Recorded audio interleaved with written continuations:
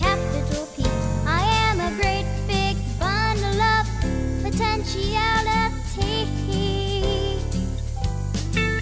And I am learning to hear God's voice, and I am trying to make the right choice. I am a promise to be anything God wants me to be.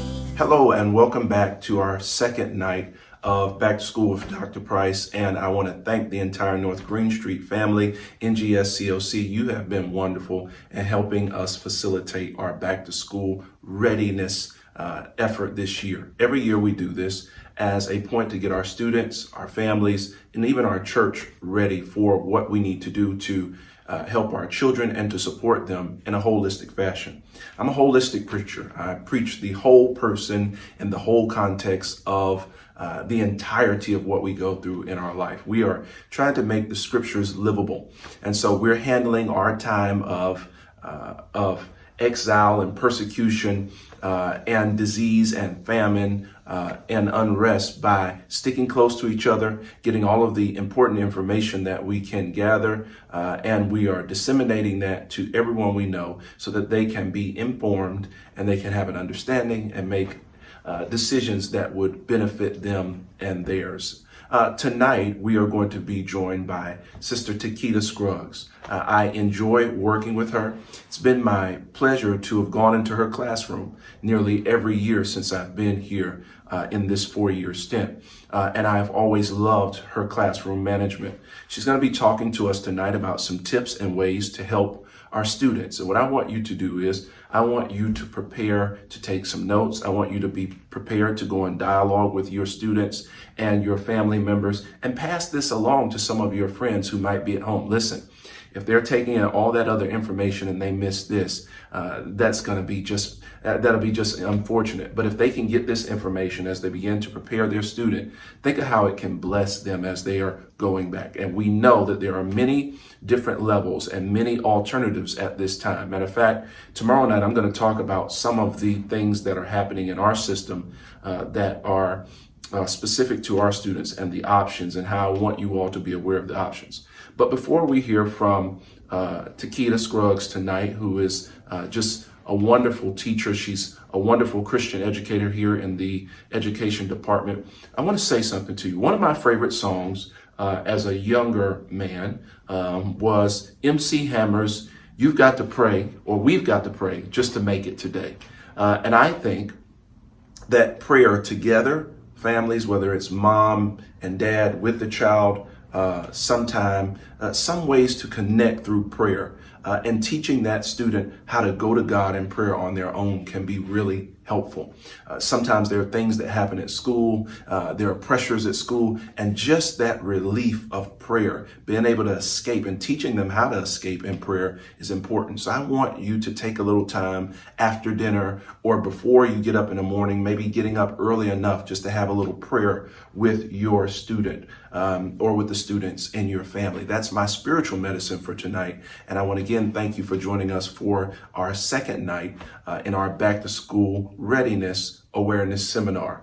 Ladies and gentlemen, be prepared to be enlightened and amazed by Takeda Scruggs, who is an award-winning educator and also a standout here in the education department as she helps us with Christian education here on the campuses of the North Green Street Church of Christ, where we are fortifying families in a holistic way through the gospel of Jesus Christ. Sit back and enjoy. Hello everyone, my name is Takeda Scruggs, and I work with students kindergarten through 2nd grade. As you know, school is fast approaching as students get ready to return. First, I would like to talk to you about preparing our students for the return of school, especially if they are returning the traditional way, which is in-class learning. First, prepare your students to wear a mask. Allow them to wear a mask at home. Practice wearing a mask at home with your students so they're comfortable when it's time to go back to school. Also, discuss with them the importance of wearing their mask. It is to protect them from germs. It's to keep them safe. Discuss with them that this mask is not a toy and we are not to play with it. Also, practice washing hands as much as you can at home. Let them practice washing their hands before meals. Let them practice washing their hands when they come in from outside. Let them practice washing their hands if they cough or sneeze. All those things will help them when it's time for them to return to school. And last but not least, be positive. Regardless of what situation you chose, if you chose online, be positive. You chose to send your child back to school, be positive, because our students feed off of us. And the last thing we want them to do is enter into the school year with a negative mindset. Okay, as you know, our students missed out on a lot the last 9 weeks of school. So I'm going to try to give you some helpful pointers that will help our younger students. In the primary grades, our focus is to teach our students how to read fluently, how to write, and basic math concepts. For our non-readers, you can work on sounds, singing nursery rhymes to learn patterns, and practice rhyming words. One game I like to play while learning sounds is the I Spy game. So we're going to use my background to play this game. I spy something red that begins with the W sound. And students will look around the room, try to figure out what that could be. What could be red and has a W sound? And the answer is the wall. The wall is red and it has the W sound. So that helps students not only with colors, but it also helps them with sounds.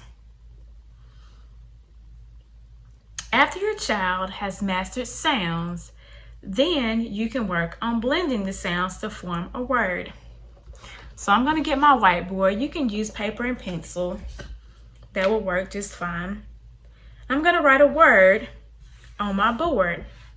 And then we're going to blend the sounds to form this word. So as you can see, I have my word. And now we're going to blend those sounds to make the word. So we will sound out k, at.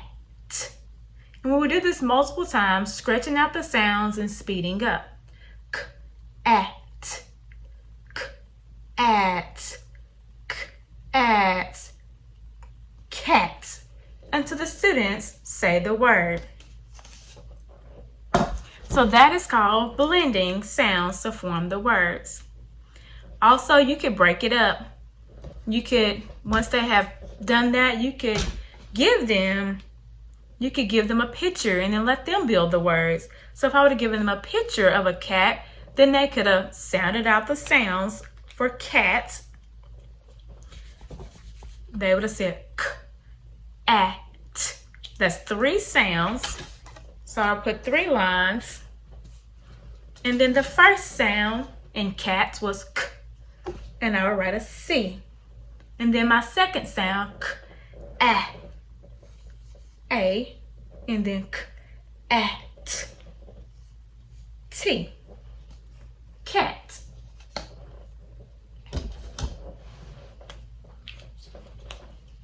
Okay, so those are some things you can work with as far as helping students with sounds and blending sounds to make words and then breaking it up.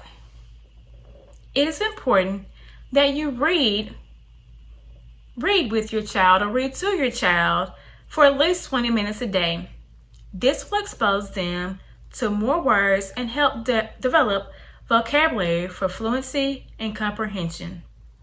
While your child is reading, ask questions about the book and make predictions about what will happen next. Let them think, okay, what's going to happen next? What do you think is going to happen next in this story? And see if they're correct. If your child comes to a word that they do not know, encourage them to try to sound it out first. If that's not working, then let them look at the pictures. So here, I'm reading a book about biscuit. And I'm reading, is biscuit going to the, and I get to this word, and I don't know what this word is. I try to sound it out, P-A-R-K, but it's not making sense because I have not learned that this A-R sound makes the R sound. So since I don't know this word, I can look at the picture and I can try to figure out, where is biscuit going? Where is he at? So I'll look at my clues in the picture to see if I can figure out this word. I see a bench, I see a trash bin. What could this be that begins with the P sound and ends with the K sound? Give your child time to try to figure out what that word is. So they come up with park. And then they will go back and reread the sentence using the word. Is biscuit going to the park? So that's one way that we can help our students when they come to words that they do not know. Let them look at the picture and let the picture help them figure out those words instead of us just giving them the word. Also, learning high frequency or sight words will help students become better readers as well. These are words that are frequently used and are good to know by sight instead of trying to sound them out. The easiest way to practice these words are by making flashcards. So these are some kindergarten sight words that I've made. This word is little, are, they, and have. So first you will introduce the word to them. So I'll introduce the word little to them. We will practice this word multiple times. We may write it, we may build it using magnetic letters, things that you have at home. We may draw it in sand, use the sticks if you go outside in the dirt and write the word little. So we will practice this word multiple times. And then I would flash it often until they memorize this word, because they need to know it by sight instead of trying to sound it out. If you're looking for a list of sight words, if your child teacher has not given you a list, there are plenty online. You can just type in whatever grade your child is in and type in sight words or high frequency words, and there are plenty of lists online. Also, we should try to expand our children's vocabulary. Give them a new vocabulary word and allow them to look up the definition of that word in a dictionary or using a device. They can use a phone, a tablet, or a computer to look up a kid-friendly definition for that word. And then allow them to act that word out and then tell you what they were doing. So this is my vocabulary word, persistence. That's a big word for a primary student. So persistence. I looked the word up. Okay, now I know what it means. Now I have to act it out. So I'm going to act out this word.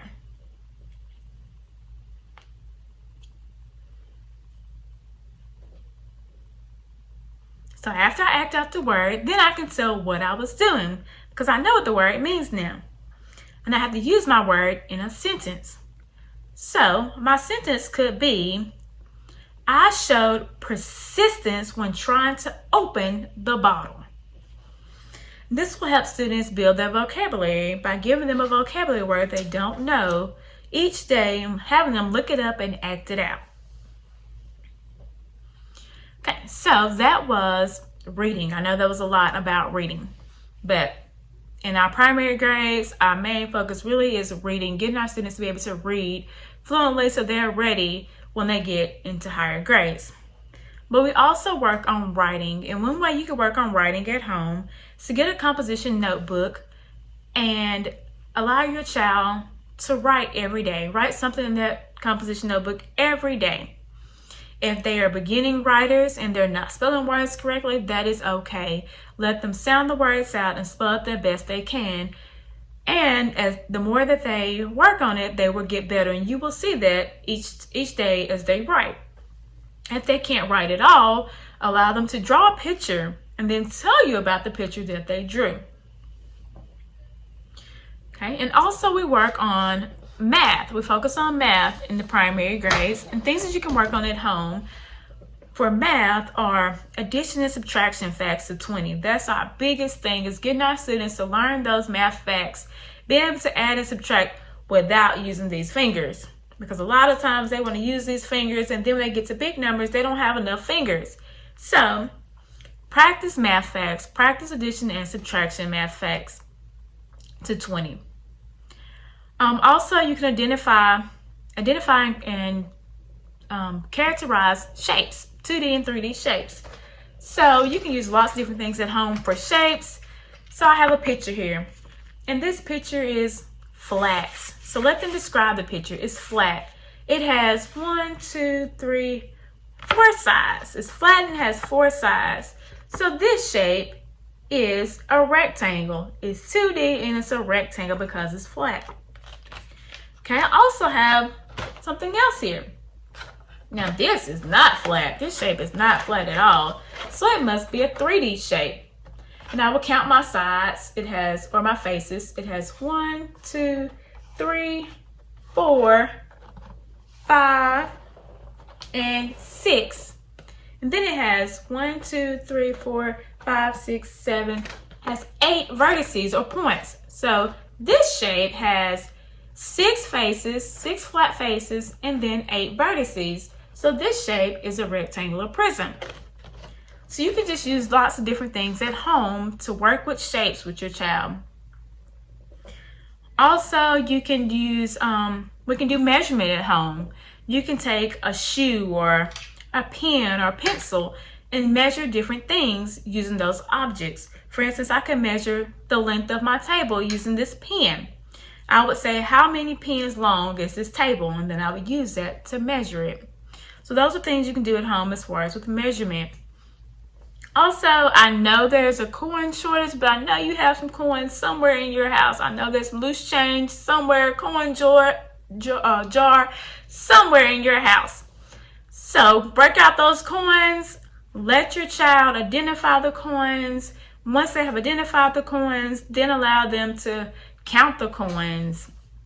These are all easy things that can be done at home.